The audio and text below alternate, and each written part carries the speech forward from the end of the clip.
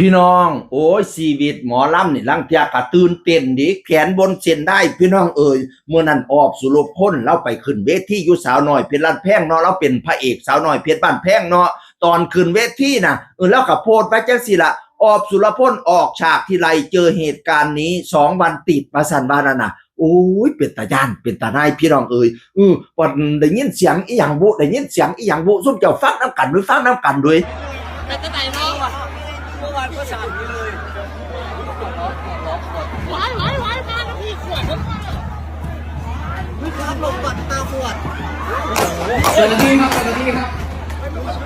เจ้าหน้าที่นะครับ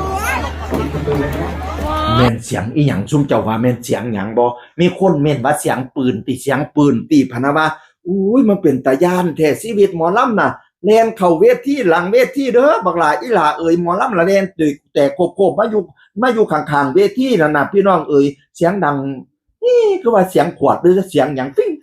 งนี่เนาะเอออุ้ยจังสี่ล่ะพี่น้องเอ้ยเนาะเฮ้ยไปเบิ่งหมอลำกับไปเบิ่งม่วนๆแน่หมอลำราคาหลัก300,000 400,000ผู้เดซุมเจ้ามาตีใส่กันใส่จังสี่มันเป็นจังได๋ข่อยคิดแน่งั้นคิดใส่อันผู้ไปเบิ่งข้างๆแน่เพิ่นก็ย้านดิเพิ่นก็มากม่วนดีไปตีไปฆ่ากันใส่หน้าห้านหมอลำโอ้ยบ่เป็นวาระที่ใช้ไม่ได้เลยเขาเจ้าแห่งซื้อ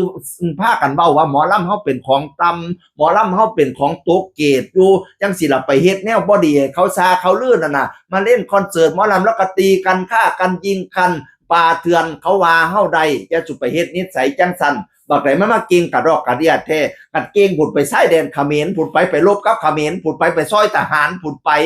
มาตีมาฆ่าตายกันอยู่นั่งหน้าห้านหมอลำนี่แท้นิสัยบ่ดีเขาจ้างไม่เบิ่งดีๆบ่แม่นจ้างมาตีมาฆ่าอยากตีกันอยากโซกกันพุ่นไปเวทีมวยพุ่นอันนี้เวทีหมอลำ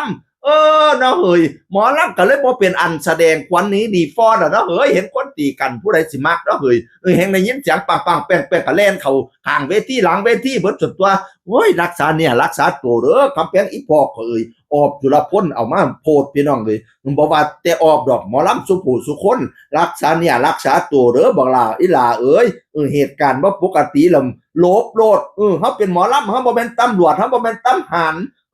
หันล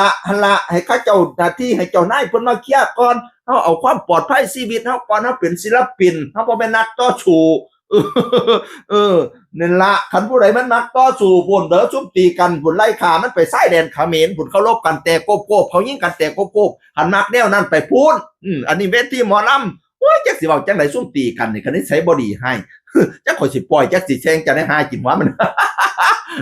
ซ้ำนี่ละเสียงอื่นคนเก่าเว้าสู่ฟังด้วยรักและเป็นห่วงออบสุรพลและหมอลำสาวน้อยเพชรบ้านแพงสู่ผู้สุคนรวมไปถึงหมอลำทุกๆคณะ